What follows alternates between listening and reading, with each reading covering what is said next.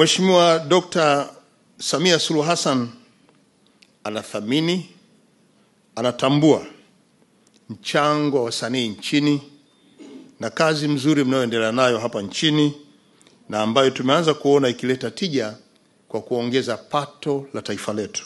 Mafanikio ya sanaa kwa serikali ya awamu ya 6 ni kwa sababu ya upendo, maono na dhamira ya dhati ya rais wa nchi, si mwingine ni Mheshimiwa Dr. Samia Suluhu Hassan.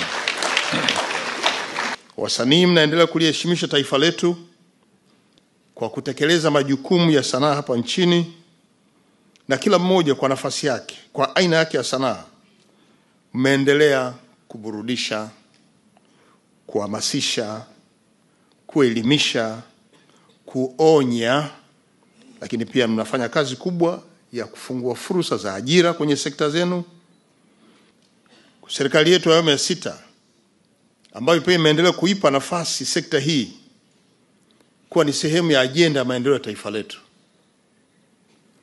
Ndugu wadau wa utamaduni na sanaa, maendeleo ya utamaduni na sanaa yanadhihirika kwa ongezeko la ushiriki wa vijana katika shughuli mbalimbali za utamaduni na sanaa hapa nchini, lakini vile vile kwa kuimarika kwa ubora wa kazi zenu ambazo mnazitenda wakati wote na zimekuwa zikileta manufaa kwa taifa letu, na hasa zinapozingatia utamaduni, mila, desturi zetu maeneo yote mnapotekeleza majukumu haya.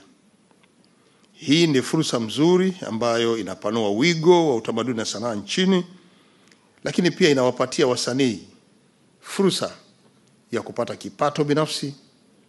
Na sisi upande wa serikali tunawaona wadau wa utamaduni na sanaa mnatusaidia sana kupunguza changamoto ya uwepo wa ajira hapa nchini. Hongera sana.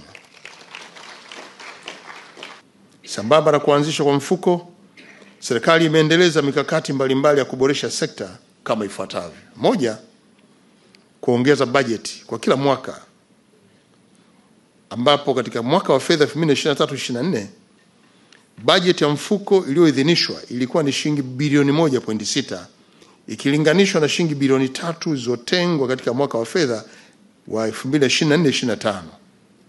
Kiasi hicho ni sawa na ongezeko la 87.5. Na katika bajeti ya wizara iliyopitishwa bungeni tarehe 7 mwezi wa Mei, mfuko umetengewa jumla ya shilingi bilioni 4. Na kwa hiyo tunaanza kuona bajeti inayotolewa na serikali kwenye mfuko wenu inaongezeka kila mwaka.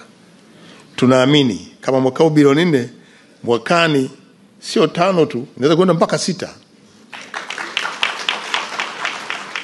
Kwa hiyo muendelee kuwa na matumaini na kuiamini serikali yenu kwamba inatambua, inathamini na inaheshimu mchango mnaotoa katika taifa hili.